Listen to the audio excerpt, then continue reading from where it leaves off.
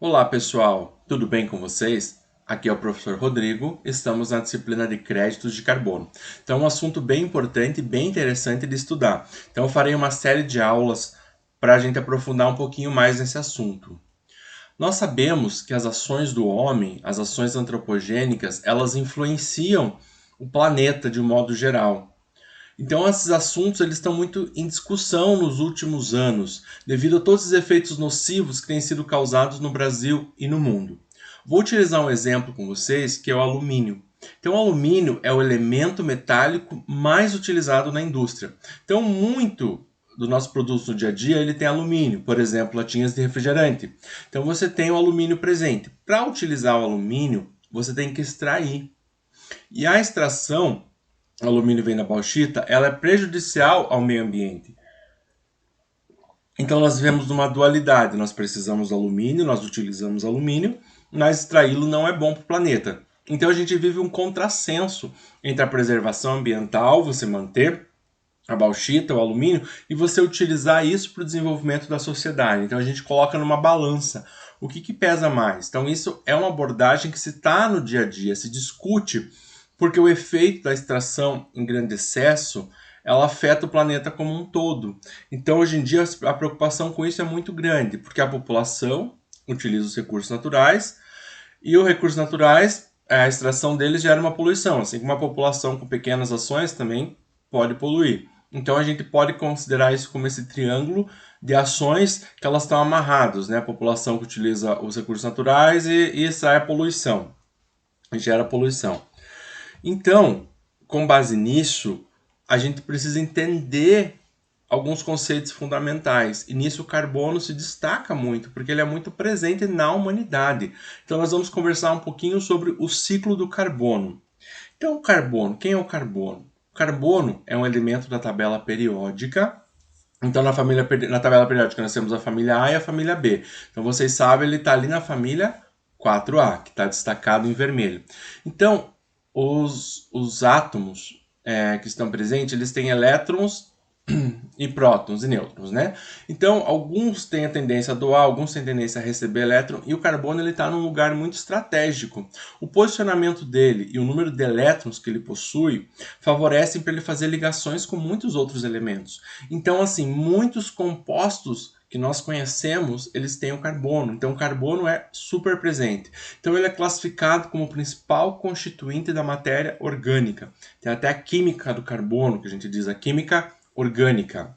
Então tem muitos produtos, tanto de forma natural, que existem na natureza, que apresenta carbono, quanto que são produzidos de uma forma sintética, que está presente o carbono neles. Assim como quando você estuda biologia ou outras áreas, você sabe que o carbono está composto nos lipídios, carboidratos, proteínas e enzimas. Então todos esses elementos possuem na estrutura dele o carbono. Então o carbono está por aí, em todos os lugares, no ar, a gente vai discutir, mas não na forma pura dele, sim ligado com outros compostos. Então, o que é esse ciclo do carbono?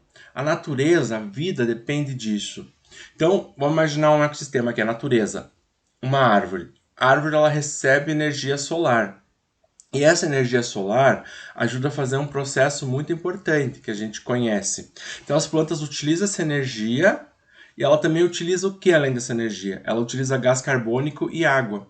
Então, a junção da energia solar e o gás carbônico presente no ar e o vapor de água, eles são chamados de fotossíntese. Essa reação que ocorre, ela produz oxigênio e forma também a glicose. Então, o ciclo do carbono é envolvido no seguinte conceito, que a matéria e energia são conceitos que são ligados à vida do planeta, porque ele precisa da energia, a luz, né, solar, o Sol emite energia, e essa matéria que existe, como o dióxido de carbono e a água, eles passam por uma reação química, como está apresentado aqui para vocês, o 6CO2, que é o dióxido de carbono, o gás carbônico, reagindo com água e essa energia solar, forma glicose e oxigênio. Então você consegue uma produção de oxigênio por base nessa reação. Então a gente vê como o carbono aqui nessa reação química está presente no dióxido de carbono e também na glicose que é formada. Então essa é a reação conhecida com vocês como fotossíntese. Então as plantas produzem oxigênio? Sim, produzem. Só que elas também consomem, porque essa reação também ela ocorre no sentido inverso. Então a energia que é armazenada na glicose, ela é liberada num processo inverso da fotossíntese, que é a respiração. Então é o contrário daquela reação. A glicose reage com oxigênio, liberando gás carbônico para o meio e água, né? E uma energia que é liberada. Então essa é a respiração. Então as plantas, elas transformam o gás carbônico, utilizam o gás carbônico para produzir oxigênio, e na respiração elas utilizam o oxigênio e produzem gás carbônico. É um ciclo. Só que esse ciclo ele é bem maior, ele tem outras circunstâncias que podem envolver o carbono. Por exemplo, o gás carbônico também ele pode ficar armazenado na água, pode ter outras reações. Industrialmente, as indústrias, quando fazem queima, então além da liberação pela respiração de gás carbônico, quando se queima um combustível fóssil, também é a liberação de gás carbônico. Na natureza, o processo natural, ali, sem contar a queima que o homem faz, o carbono é devolvido para o meio ambiente e é sintetizado numa taxa ali que é constante. Então, a fotossíntese e a respiração são processos de reciclagem de carbono e do oxigênio nos ecossistemas. Então, o CO2 que está no ar, que está presente, ele é utilizado pelas plantas. Aí a importância delas, né? Então, nesse ciclo, a gente ainda pode colocar outros processos, como eu falei para vocês, a decomposição. Então, por exemplo, quando uma planta ali está se decompondo, ela tem também a liberação de CO2. Então, vários processos envolvem isso. Então, o que acontece? Aqui a gente tem uma figura que eu tirei do livro de Introdução à Química Ambiental, que a gente pode entender aqui um pouquinho mais do ciclo do carbono. Então, a gente tem ali a ideia. A árvore, né, ela pega o CO2, faz o processo de síntese de oxigênio, também ela respira, tem o processo inverso. Assim como na água, você tem o CO2 na água. Então, esse processo de absorção e liberação com o CO2 também é envolvido ali na água, no solo. E os componentes como o petróleo, carvão, que também tem carbono, as indústrias tiram do solo e fazem essa queima. Essa queima libera o CO2 para o meio. Então, tudo aqui é o envolvimento do ciclo do carbono. Então, a utilização dos recursos naturais para queimar como combustível, ele teve uma explosão, digamos, um aumento muito maior da utilização a partir da Revolução Industrial. A Revolução Industrial é um separador de águas, digamos assim, existe um antes e um depois.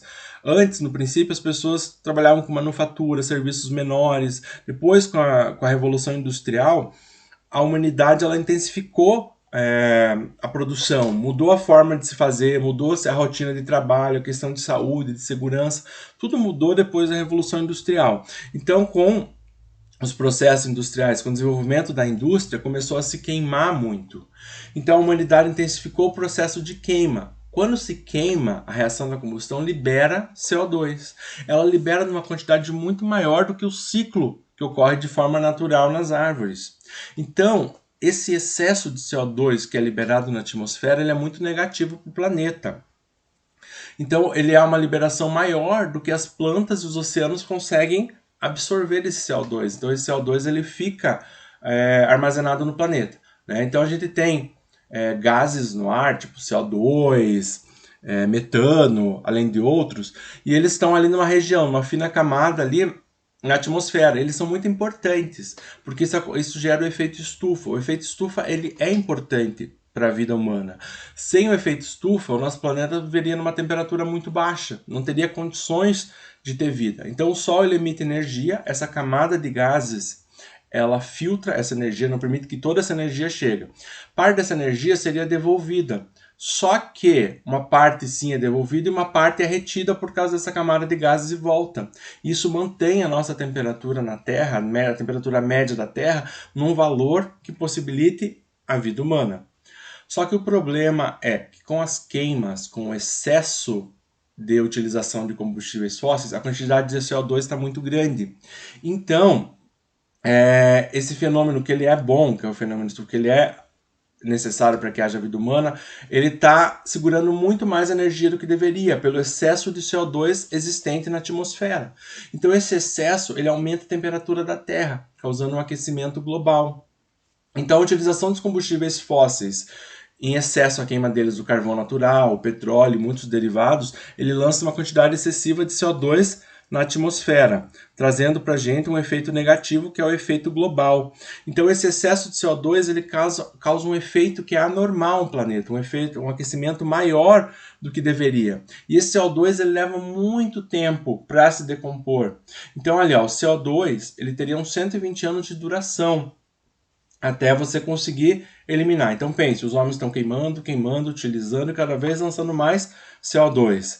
Então ele pode vir, como eu falei para vocês, de duas maneiras. De uma forma natural nos oceanos, na decomposição vegetal e na respiração animal.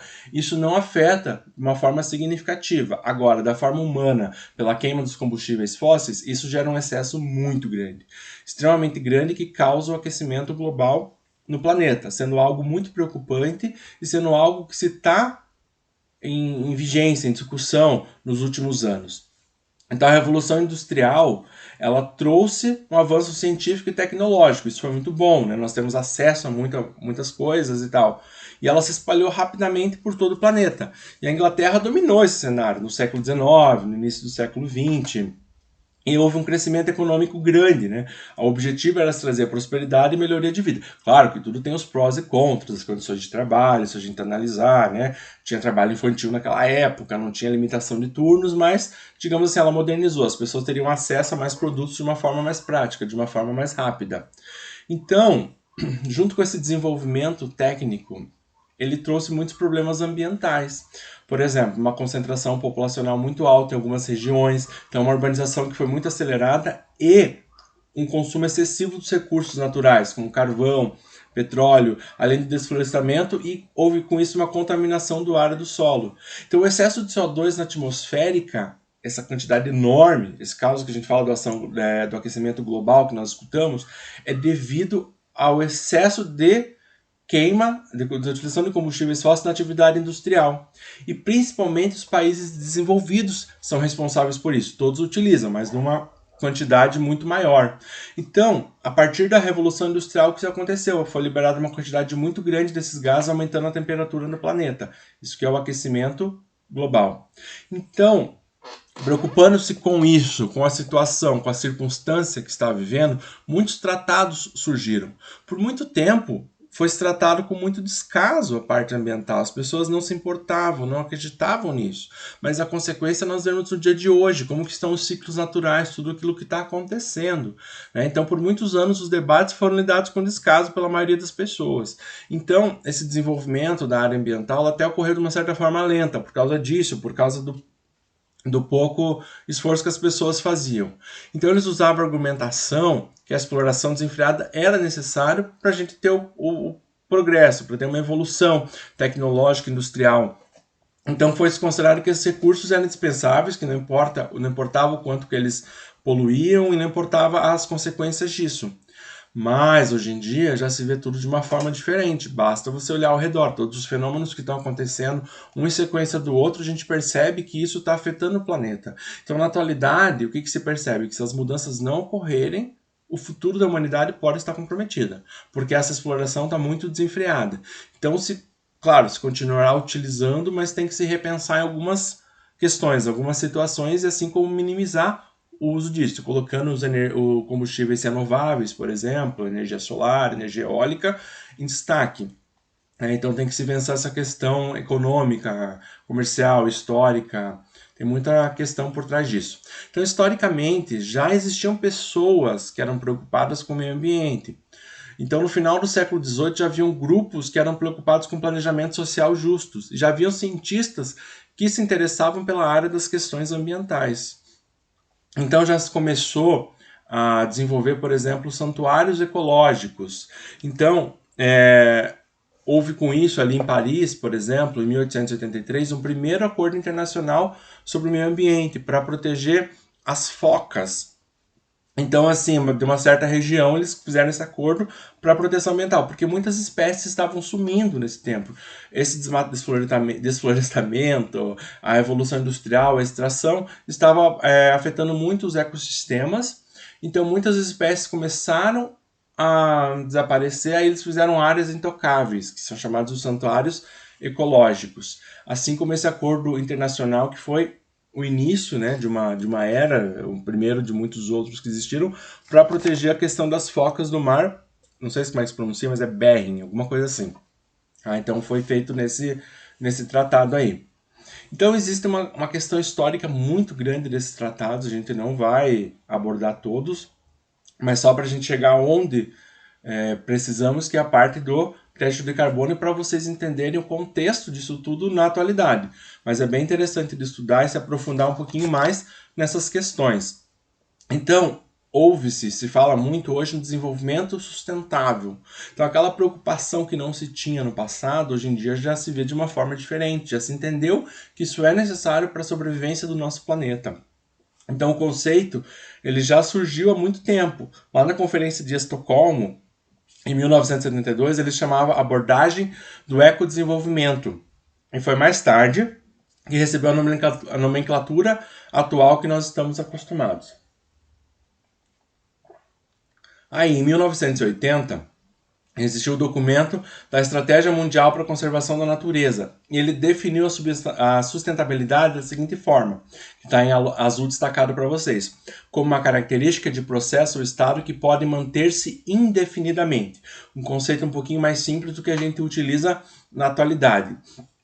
Então, numa comissão de Brundtland, foi apresentada pela primeira vez uma definição que foi mais elaborada de desenvolvimento sustentável.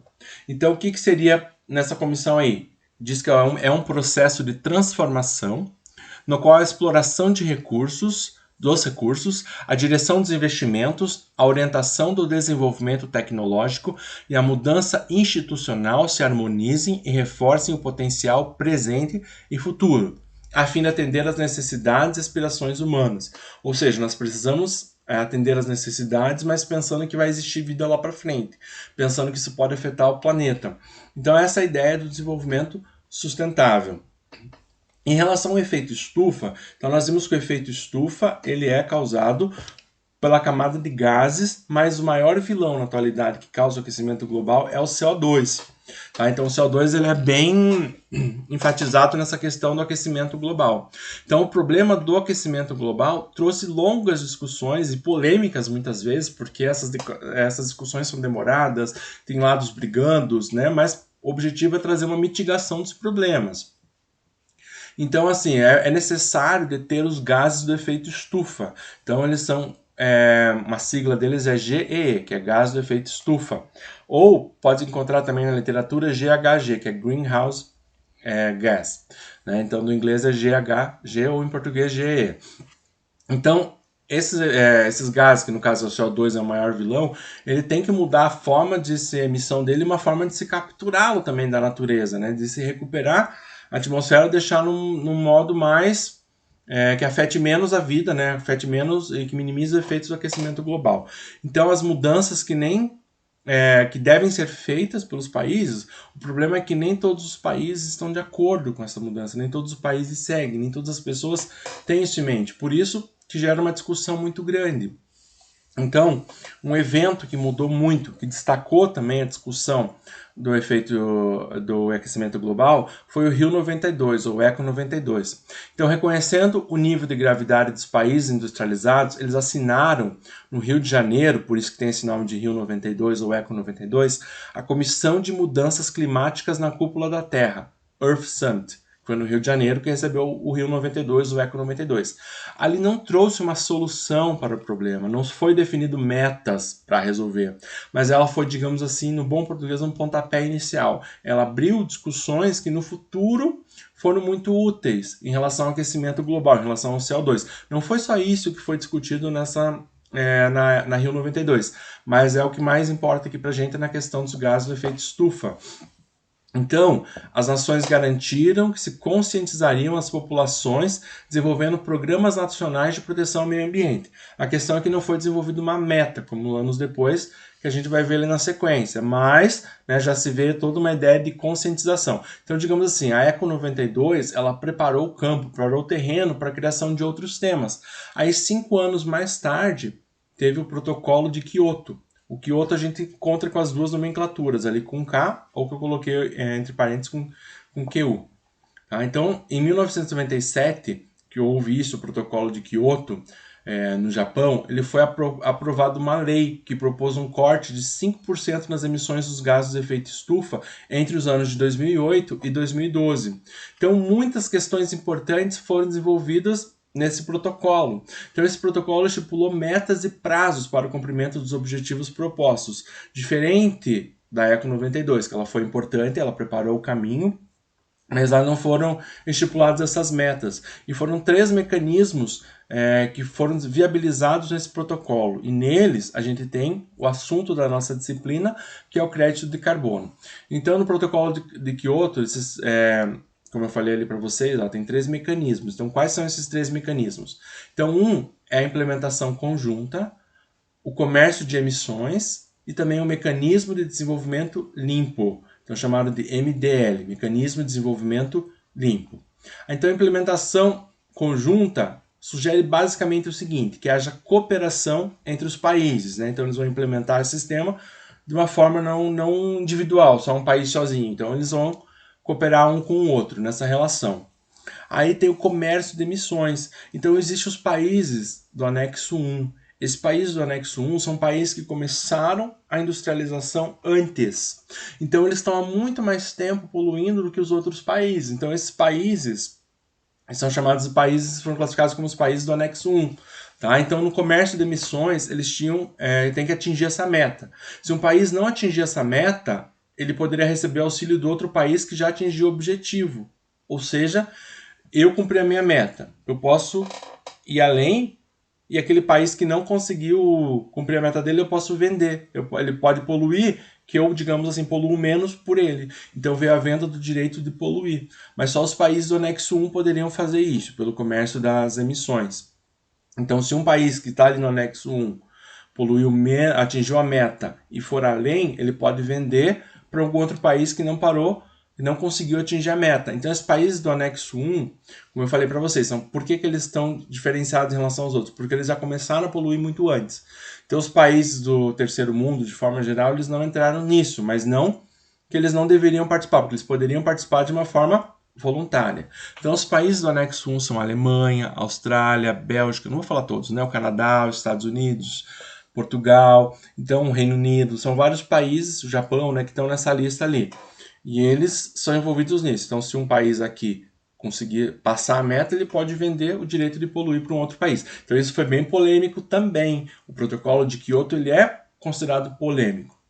Aí o terceiro mecanismo é chamado de, no segundo mecanismo, comércio de emissões, as transações que um país, por exemplo, como eu falei, um país poderia atingir a meta dele e vender o direito do outro país poluir. Então essas transações elas podem ser realizadas via empresas ou em bolsas e são chamadas de reduções certificadas de emissões, RCEs, ou os créditos de carbono. Aí o terceiro mecanismo que foi desenvolvido no protocolo de Kyoto, que foi, pois ele foi aplicado, é chamado de Mecanismo de Desenvolvimento Livre, MDL. Um país periférico. O que é um país periférico? Um país que não está naquela lista do anexo 1. Esse país ele quer entrar nisso, ele quer voluntariamente reduzir a emissão de CO2. Então esse país ele pode ser premiado, ele merece ser premiado. E qual que é a recompensa dele? É em créditos de carbono. Então, o que é isso basicamente? É o direito de poluir que pode ser vendido para os países do anexo. Então, aquele país que está no anexo 1 não conseguiu cumprir a meta. Se um país de terceiro mundo quiser voluntariamente reduzir e entrar nisso, tem todo um caminho a ser seguido, né? Não é simplesmente querer. Existem algumas condições. Mas ele pode daí vender para esse país do anexo 1 o direito ali, vender o crédito de carbono.